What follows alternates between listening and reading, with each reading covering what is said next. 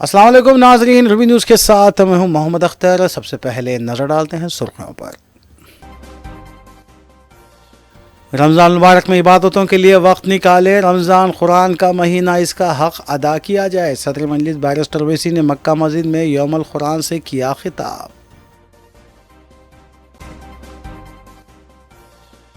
वज़ीर आज़म मोदी का मलकाजगिरी हल्के में रोड शो। बीजेपी उम्मीदवारों को कामयाब बनाने की अपील। बीआरएस कायदीन की जानिब से वफादारियां तब्दील करने का सिलसिला जारी। पार्टी क़यादत की परेशानियों में हुआ इजाफा।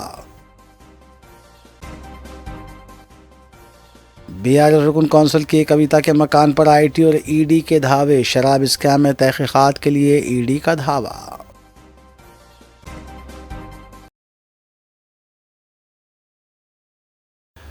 अब खबरें तफसील से। सदर कुल हिंद मजलिस इत्तेहादुल मुस्लिमीन रुकन पार्लिमान हैदराबाद बैरिस्टर असदुद्दीन ओवैसी ने मुसलमानों को तलकीन की है कि वो माह रमज़ान में इबादतों के लिए वक्त निकालें और कुरान पढ़ते हुए इसके अहकाम पर अमल भी करें। बैरिस्टर ओवैसी शहर की तारीखी मक्का मस्जिद में रमज़ान मुबारक के पहले जुमे को मुनक़िदा जलसे यौमुल कुरान से खिताब कर रहे थे। उन्होंने कहा कि रमज़ान कुरान का महीना है और इस माह मुबारक में ही कुरान नाजिल हुआ है। उन्होंने मौजूदा सियासी सूरत हाल पर तबसरा करते हुए कहा कि वो मरकज़ी हुकूमत के CAA क़ानून के आगे नहीं झुकेंगे। उन्होंने अपील की कि लोकसभा इंतखाबात में हैदराबाद नशिस्त से उन्हें कामयाब बनाया जाए। इस मौके पर मजलिसी क़ायदीन बशमूल रुकन असम्बली चारमीनार मीर जुल्फ़िकार अली के अलावा दीगर भी मौजूद थे। कि आजकल एक बयान आया, हुकूमत ने एक फैसला लिया और फैसला ये लिया कि वो CAA कानून के रूल्स बना दिए। मैं पहले भी कहा और आज भी कह रहा हूं कि CAA कानून को आप सिर्फ CAA के तौर पर नहीं देख सकते। CAA के कानून को आपको NPR और NRC से जोड़कर देखना पड़ेगा। अब ये बीजेपी और संघ परिवार के लोग बोलेंगे, तुम क्या नहीं चाहते पाकिस्तान, अफगानिस्तान, बांग्लादेश के हिंदू, सिख, ईसाई, ये बौद्ध मजहब के लोग भारत को आ जाएं, ये उनको शहरियत ना मिले? मैं कभी खिलाफ नहीं था। अरे जब हमने 2 नेशन थियरी को रिजेक्ट किया, मुस्तरद किया, अब हम क्यों उसकी मुखालिफत करेंगे? कोई अगर हमारा हिंदू भाई पाकिस्तान, बांग्लादेश, अफगानिस्तान से सीख आ जाए, क्या CAA कानून से पहले उनको सिटीजनशिप देने का कानून नहीं था? था, बिल्कुल दीजिए आप।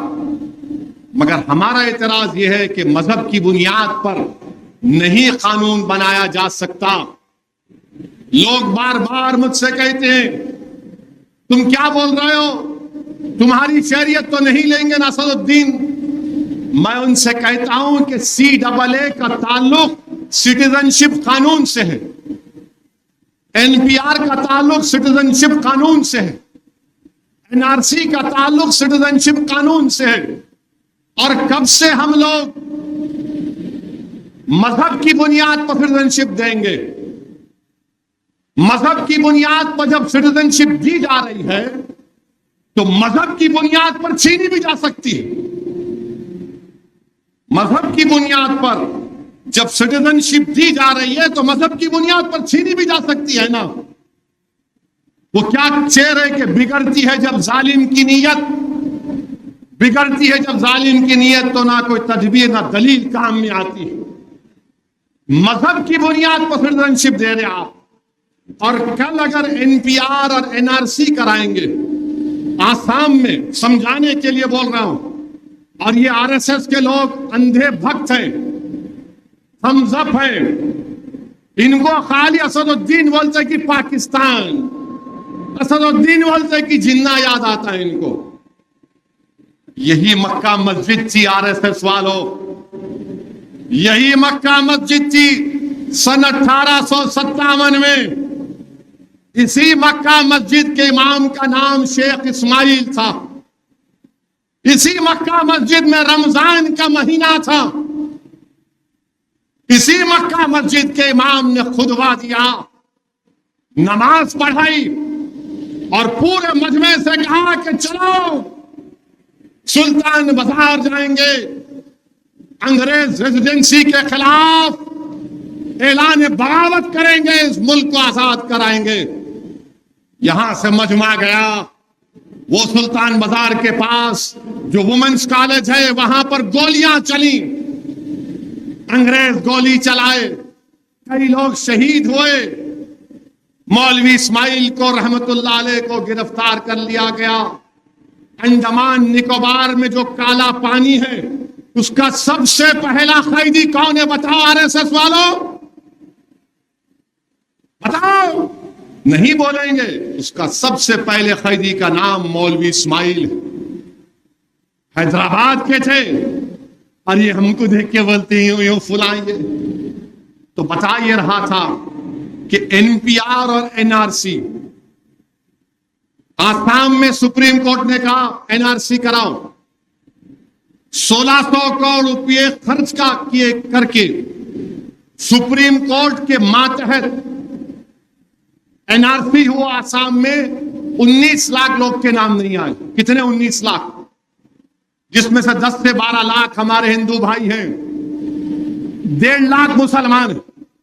अब जब CAA आ गया तो क्या होगा मालूम आपको? ये मैं नहीं बोल रहा हूं, आसाम के चीफ मिनिस्टर बोल रहे हैं, जो आलाजाद के हेमंतु शर्मा नाम है, बिशु शर्मा, वो कह रहे हैं कि हम CAA से उन 12 लाख हिंदू भाइयों को सिटीजनशिप दे देंगे।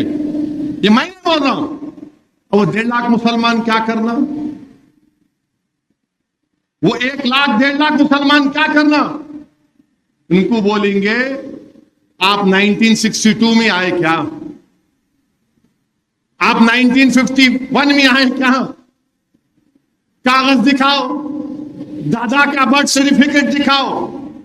मानियो 10-12 लाख हिंदू भाई बहनों को सिटीजनशिप मिल जाएंगी। आसाम के मुख्यमंत्री कह रहे हैं, बीजेपी के लोग कह रहे हैं।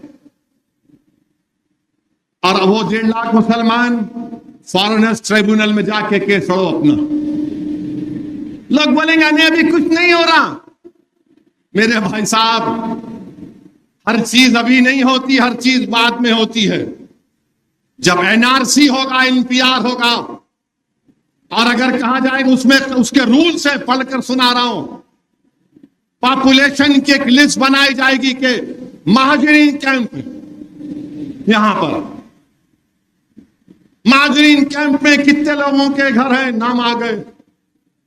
अब उसमें से किसी एक का नाम मैं जाकर बल्दिया के ऑफिस में लिस्ट लगाएंगे, देखो महाजरीन कैंप में इतने लोगों का नाम है। कोई भी जाकर बोल सकता ये जैद बकर भारत का शहरी नहीं है, डाउटफुल सिटीजन बनाए थे आप। उसके बाद उसको यह प्रूफ करना पड़ता कि मैं भारत का शहरी हूं। अब बताओ ये एनपीआर एनआरसी में नहीं है क्या? अमित शाह ने मेरा नाम लेकर पार्लियामेंट में नहीं कहा ओवैसी जी एनपीआर भी होगा, एनआरसी भी होगा? क्या टीवी के इंटरव्यू अमित शाह ने नहीं कहा एनपीआर एनआरसी? तो इसीलिए हम कह रहे हैं कि बांग्लादेश, पाकिस्तान, अफगानिस्तान से जो लोग आ गए आप बराबर दो उनको, मगर मजहब की बुनियाद पर क्यों? फिर बोलते नहीं इस्लामिक कंट्री है। अरे इस्लामिक कंट्री है तो मैं तो नहीं गया ना इस्लामिक कंट्री को। आपके दादा, मेरे दादा, हमारे परदादा मौलाना अबुल कलाम आजाद, जौहर बरादरान, हुसैन अहमद मदनी, ये तमाम उलेमा तो नहीं गए पाकिस्तान को। क्यों नहीं गए? क्योंकि हम उसको नहीं मानते वो कि इस्लामिक कंट्री है। हम भारत को पसंद करें क्योंकि ख्वाजा अजमेरी की जमीन है, ये सुल्तान हिंद की सरजमीन है। हम बोले यहां पर इस देश का कोई मजहब नहीं होगा, मजहब की बुनियाद पर सिटीजनशिप नहीं दी जाएगी। मगर आप क्या कह रहे हैं आज? नहीं, जो हिंदू है, सिख है, ईसाई है, बौद्ध मजहब का है उसी को सिटीजनशिप मिलेंगे। मेरे भाई, ये इनकी साजिश है। वज़ीर आज़म नरेंद्र मोदी ने जुमे के रोज़ मलकाजगिरी पार्लिमानी हल्के के कई इलाके जात में रोड शो मुनक़िद किया, जहाँ बीजेपी कारकुनों और आवाम की जानिब से वज़ीर आज़म मोदी का जगह जगह वालेहाना खैर मकदम किया गया। वज़ीर आज़म नरेंद्र मोदी हफ्ते के रोज़ नागर कर्नूल में मुनक़िदा पार्टी के जलसे आम से खिताब करने के बाद उसी रोज़ गुलबर्गा के लिए रवाना होंगे और फिर वो हैदराबाद में वापस होते हुए 17 मार्च को तेलंगाना के मुख्तलिफ़ मकामात पर मुनक़िद होने वाली मीटिंग्स में शिरकत करेंगे। इस दौरान पुलिस की जानिब से वज़ीर आज़म के दौरे तेलंगाना के मौके पर सख्त सिक्योरिटी इंतजाम किए गए हैं।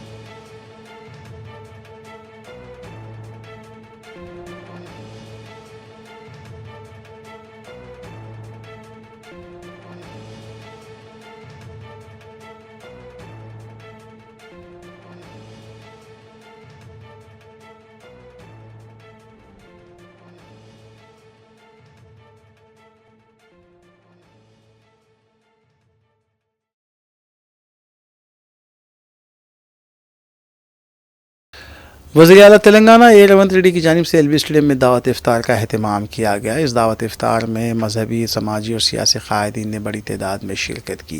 एडवाइज़र तेलंगाना हुकूमत मोहम्मद अली शब्बीर की निगरानी में मज़कूरा दावत इफ्तार का अहतमाम किया गया था। मुख्तलिफ़ अक़लियती इदारों के सदूर नशीन अरकान असम्बली के अलावा दीगर ने इस दावत इफ्तार में शिरकत की, जहाँ पुलिस का वसी तर बंदोबस्त किया गया था।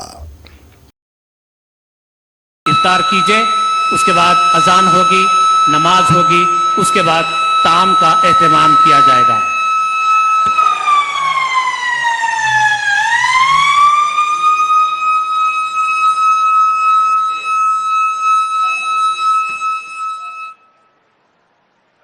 मोहतरम जनाब रेवंत रेड्डी साहब, वज़ीर आला तेलंगाना, डिप्टी चीफ मिनिस्टर मोहतरम जनाब विक्रम भट्टी साहब, मोहतरम जनाब मोहम्मद अली शब्बीर साहब, सीनियर कांग्रेसी क़ायद व एडवाइज़र तेलंगाना, शे नशीन बतशरीफ़ फरमा मोअज़्ज़ज़ अरकान कौम और मिलत, कांग्रेस पार्टी, एमआईएम पार्टी और दीगर सियासी पार्टियों के तमाम क़ायदीन, मोअज़्ज़ज़ हाज़रीन इकराम, मैं आप तमाम को रमज़ान की मुबारकबाद पेश करता हूँ और उम्मीद करता हूँ कि इंशाअल्लाह ताला तेलंगाना में ये अमन और ये गंगा जमनी तहज़ीब और मज़बूत होगी।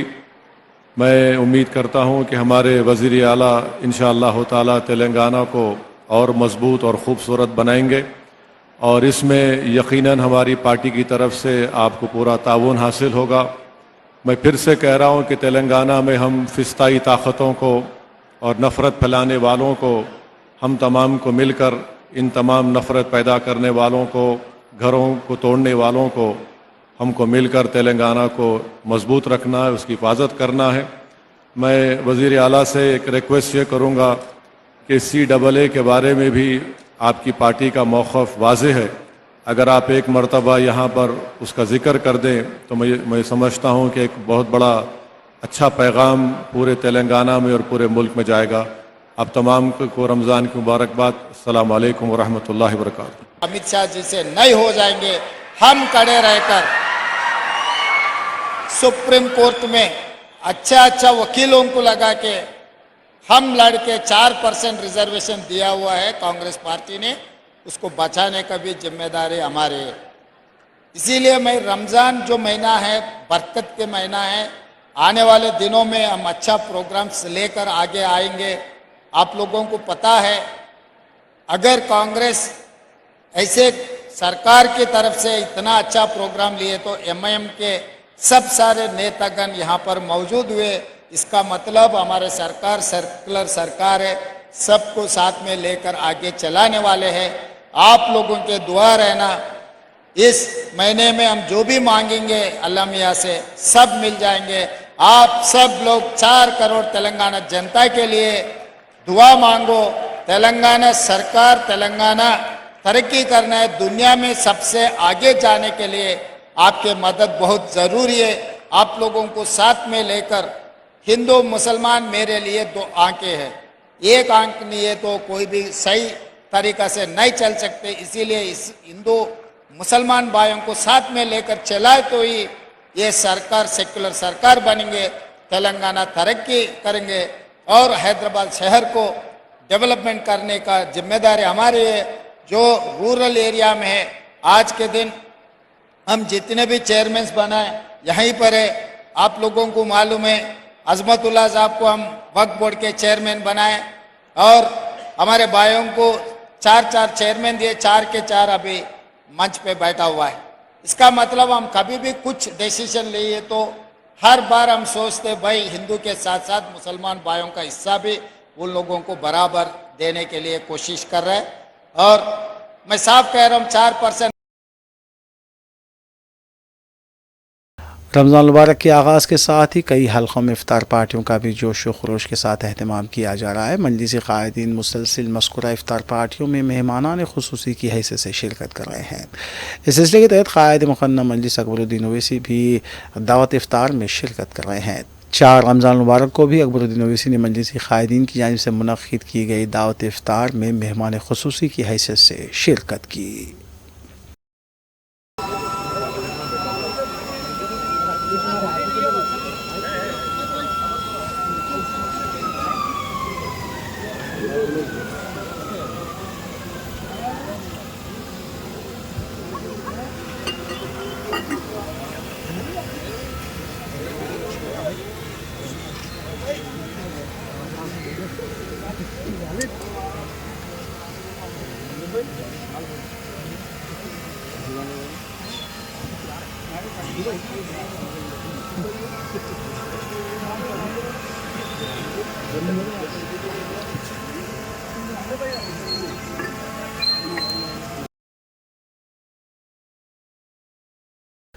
सदर BRS और साबिक़ वज़ीर आला के चंद्रशेखर ने कहा है कि आने वाले पार्लिमानी इंतखाबात में 15 पार्लिमानी नशिस्तों पर BRS मुकाबला करेगी, जबकि 2 पार्लिमानी नशिस्तें हैदराबाद और नागर कर्नूल की नशिस्तें BSP के लिए छोड़ दी गई हैं, जिस पर सदर BSP RS प्रवीण कुमार ने मसरत का इजहार करते हुए बताया कि BRS और BSP की मफाहमत कौमी सतह पर की गई है और आने वाले पार्लिमानी इंतखाबात में दोनों जमातें मिलकर चौंका देने वाले नताइज पेश करेगी।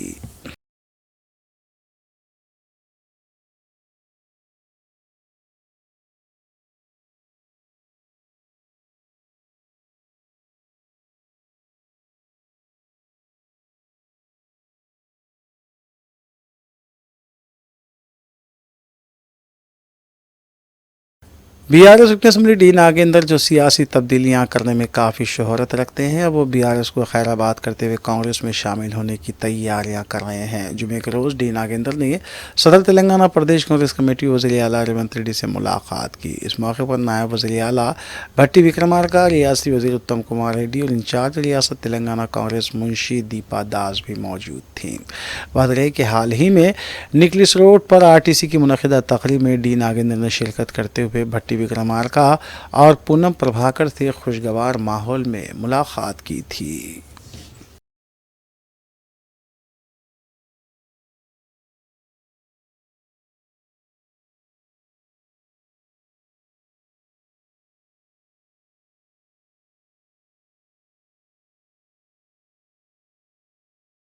रियासती वज़ीर पूनम प्रभाकर ने ज़िले करीमनगर में एग्रीकल्चर कॉलेज का संग बुनियाद रखने के बाद खिताब करते हुए बताया कि वज़ीर आला रेवंत रेड्डी ने असम्बली इंतखाबात के मौके पर एग्रीकल्चर कॉलेज के क़याम का वादा किया था, जिसे आज पूरा करते हुए कॉलेज की इमारत के तामीरी कामों का आगाज़ किया गया है। उन्होंने बीआरएस कायदीन की जानिब से शोबे ज़राअत को लेकर कांग्रेस हुकूमत पर की जाने वाली तनक़ीदों को मुस्तरद करते हुए बताया कि वज़ीर आला ने वाज़े कर दिया है कि किसानों को 24 घंटे मुफ्त बरक़ी सरबराह की जाएगी और रैतु भरोसा के तहत फ़ी मौसम फ़ी एकड़ 15,000 रुपये भी अदा किए जाएंगे।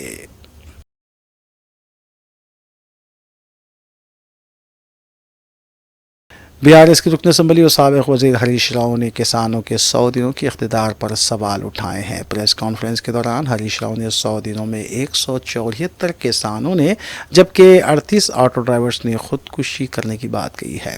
हरीश राव ने कहा कि रियासत में फसलों को हुए नुकसान की पाबजाई की जाए और हर एकड़ 10,000 रुपये किसानों को मुआवजा भी अदा किया जाए। हरीश राव ने मज़ीद कहा कि फौरी किसानों की मदद की जानी चाहिए। ఈరోజు రైతుల ఆత్మహత్యలు వీళ్ళు అధికారంలోకి వచ్చిన తర్వాత ఈరోజు 174 మంది రైతు ఆత్మహత్యలు చేసుకున్నారు. వాళ్ళ వివరాలతో సహా ఏ ఊరు, వాళ్ళ ఫోన్ నంబరు మీకు మీడియాకు కూడా ఇస్తాం. వారి పేరు, ఫోన్ నంబరు, వారి విలేజ్ పేరు కూడా పెట్టాం. ఇందులో 174 మంది మీ 100 రోజుల్లో 100 రోజుల పాలనలో 174 మంది రైతులు ఈరోజు ఈ రాష్ట్రంలో ఆత్మహత్యలు చేసుకున్నారు. అంతేకాదు ఆటో డ్రైవర్లు ఈ రాష్ట్రంలో మీ పాలనలో 38 మంది ఆటో డ్రైవర్లు ఈరోజు ఈ రాష్ట్రంలో ఆత్మహత్యలు చేసుకున్న పరిస్థితి. చేనేత కార్మికులు ఇలా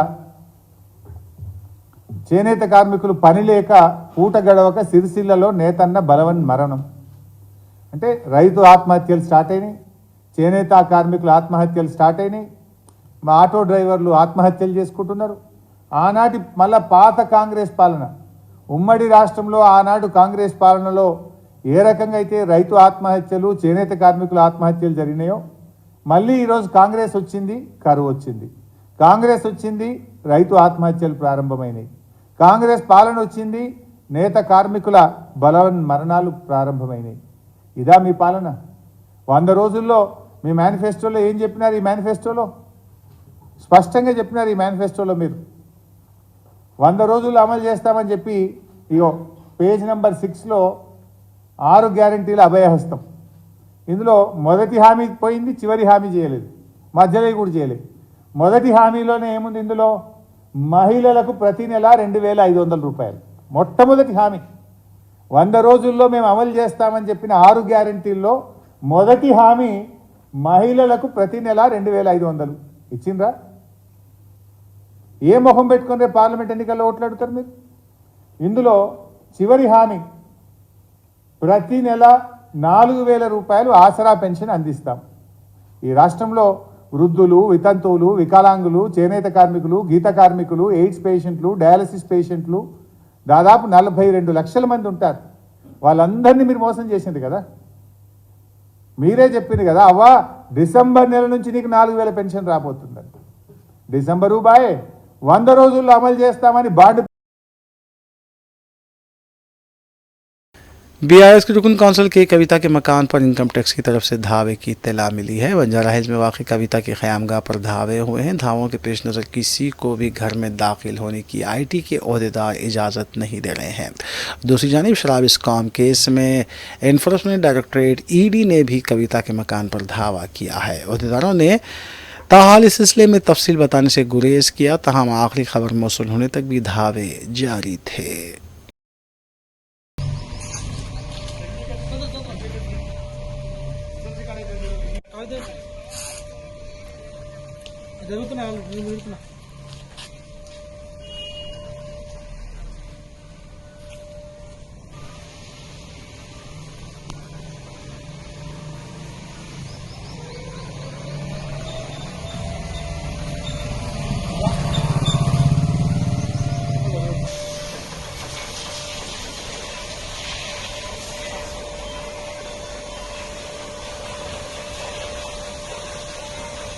कीजिए कि how many Abhishek please record how have they entered ask these questions करी अरे मतलब madam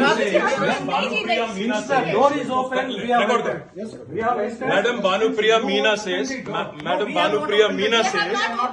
search is over and arrest warrant is produced. And now she says, hold on. And now she says, we can't come in. Family cannot come in. And she also says that she has no transit warrant. She cannot produce before a magistrate, but she wants to make a case.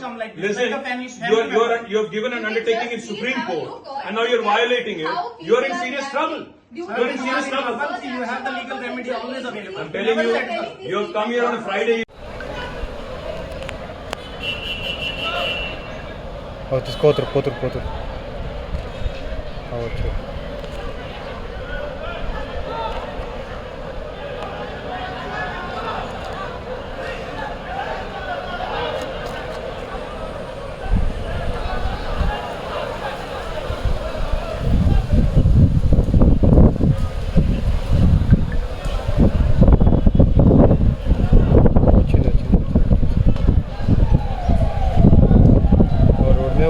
Ready ఉన్నారు పోలీసులు.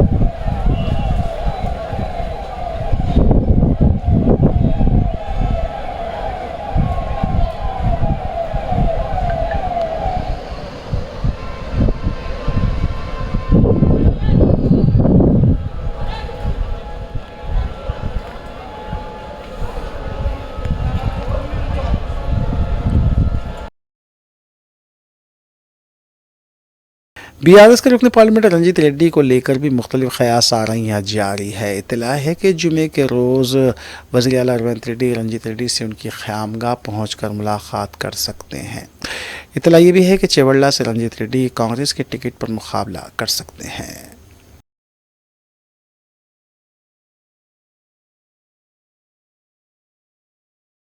इस दौरान तेलंगाना के साबिक़ वज़ीर हरीश राव पटनचेरू के MLA जी महिपाल रेड्डी के दफ्तर पहुंच गए। मीडिया से बात करते हुए हरीश राव ने पुलिस के रवैये की मजम्मत की और कहा कि जी मधुसूदन रेड्डी को एफआईआर की कॉपी दिए बगैर गिरफ्तार किया गया है। पुलिस की तरफ से उन्हें हिरासा किया जा रहा है। ఇవాళ మా పటాన్చెరు శాసనసభ్యులు మహిపాల్ రెడ్డి గారి సోదరుడి ఇంటికి ఉదయం 3 గంటలకు వందల మంది పోలీసులు వెళ్ళి ఆయన అరెస్ట్ చేసే ప్రయత్నం చేసినారు. ఆయన ఏమన్నా బందిపోటా, టెర్రరిస్టా, రేపిస్టా? ఎందుకు 3 గంటల రాత్రి పోయి ఆయనను వందలాది మంది పోలీసులు పోయి అరెస్ట్ చేయాల్సిన అవసరం వచ్చింది? అంటే ఇది ఏంది? మీరు భయభ్రాంతులకు గురి చేసే ప్రయత్నం చేయడం. అసలు ఆ కేసు ఏంది? Civil matter. అవసరమైతే దాంట్లో నోటీస్ ఇవ్వాలి. యాక్చువల్గా 41 పిఆర్సీ కింద నోటీస్ ఇవ్వాలి. నోటీస్ ఇవ్వకుండా, ఎఫ్ఐఆర్ కాపీ ఇవ్వకుండా మబ్బుల 3 గంటలకు వందల మంది ఎస్ఐలు, సిఐలు, కానిస్టేబుళ్లు వెళ్ళి ఇవాళ ఆయన అక్రమంగా అర్ధరాత్రి పూట అరెస్ట్ చేయాల్సిన అవసరం ఏమొచ్చింది అని మేము అడుగుతా ఉన్నాం. ఇలా అరెస్ట్ చేసేటప్పుడు కొన్ని విధానాలు ఉంటాయి కదా. నోటీస్ ఇవ్వాలన్నా వద్దా? ఎఫ్ఐఆర్ కాపీ ఇవ్వాలన్నా వద్దా? మబ్బుల 3 గంటలకు మీరు అరెస్ట్ చేస్తారు, 10 దాకా ఎఫ్ఐఆర్ కాపీ ఇయ్యరు అడిగితే ఇది ఎక్కడి విధానమో అని మేము అడుగుతా ఉన్నాం. पटनचेरू बीआरएस एमएलए जी महिपाल रेड्डी के भाई जी मधुसूदन रेड्डी को गैर कानूनी कानकनी के सिलसिले में गिरफ्तार किया गया है। तफसीलात के मुताबिक संतोष सेंट एंड ग्रेनेड कंपनी की तरफ से क़वायद की खिलाफ वर्जी करते हुए कानकनी हुई थी। जुमे की सुबह पुलिस मधुसूदन रेड्डी के घर पहुंची और उन्हें गिरफ्तार किया। गिरफ्तारी के बाद बीआरएस कारकुनों की भी बड़ी तादाद वहां जमा हुई। बीआरएस लीडर्स ने कांग्रेस पर इंतकामी सियासत का इल्ज़ाम आयद किया है।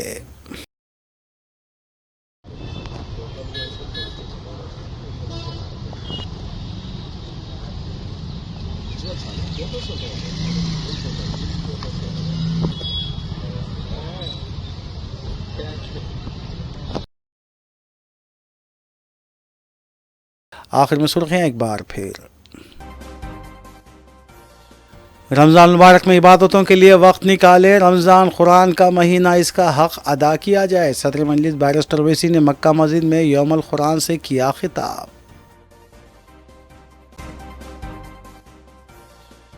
वज़ीर-ए-आज़म मोदी का मलकाजगिरी हल्के में रोड शो, बीजेपी उम्मीदवारों को कामयाब बनाने की अपील। बीआरएस कायदीन की जानिब से वफादारियां तब्दील करने का सिलसिला जारी, पार्टी क़यादत की परेशानियों में हुआ इजाफा। बीआरएस रुकन कौंसिल की कविता के मकान पर आईटी और ईडी के धावे, शराब स्कैम में तहकीकात के लिए ईडी का धावा।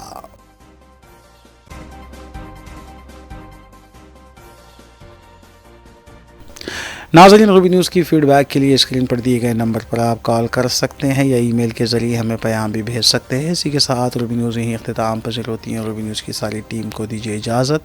अल्लाह हाफ़िज़।